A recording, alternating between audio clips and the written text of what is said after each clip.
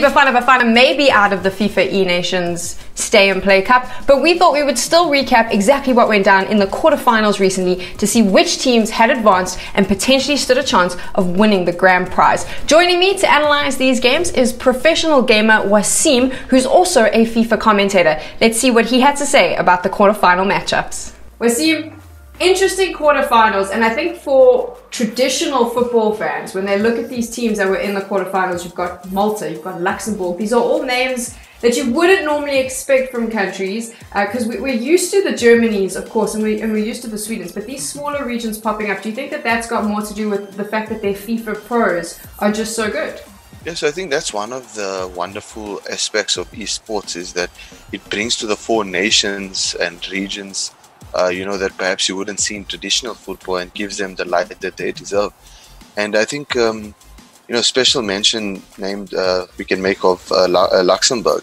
It's a country that we perhaps don't see much of in normal football, and perhaps in esports as well. But now in the eNations, the cup here, they seem to have made a really decent name for themselves. Very impressive performance from them. 5-4 against Sweden. They go through to the semi-finals, but relatively unknown team. Is that always nerve-wracking as a FIFA player? We also mentioned that the Luxembourg player, a lot of people don't know, when you know you're facing up against someone in something as big as the eNations in the semi-final and you don't know the player, is that a little bit nerve-wracking? Because obviously it's very difficult to prep for your opponent. So I think it can work both ways, right? So if you're the relative underdog, as they would call it, and you're going to a matchup against a big name player, the advantage you have over them is there's a lot of gameplay footage that you can go and check up on and research on your player. But sometimes you, as the more relatively well-known player, if you're looking at facing an underdog, there's perhaps not much research that you can do as the person who's expected to win the fixture. So that sometimes also can play a bit into a player's mind, because sometimes you perhaps don't know the type of opponent you're coming up against, and you perhaps don't know how to prep against them. I want to jump to that first quarterfinal that we got to see, and that was, of course, Malta going up against Wales. 11-0 was the final score. Absolutely incredible performance. You actually know the Malta FIFA player quite well. I mean, you've hit him up online for some tips back in the day when you were competing. Yeah, so Christian Spiteri is fairly well known to the FIFA community. And he's a guy that I actually messaged on Twitter, maybe a couple of months back, and asked him for some tips. And I mean, based on his result there against the Welsh pro, you can exactly see why people would be asking him for tips. I mean, fantastic FIFA player. His knowledge of football as a whole is it's just amazing. And I think the way he approaches the game is perhaps not as traditional as perhaps other players would approach it, but he's got something special in him.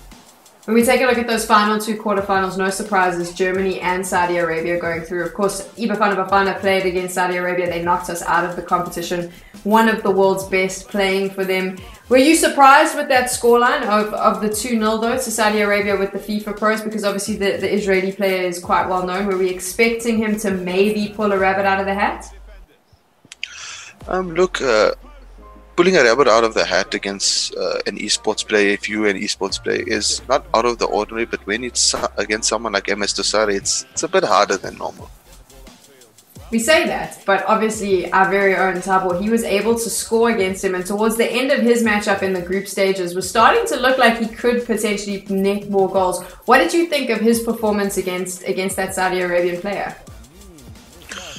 So look, Thabo is someone that we know in the scene for a while, ever since his VS win, and I think that performance that he had against the Saudi Arabian player was probably one of the most special performances we've seen, and that just goes to show that he has what it takes to compete.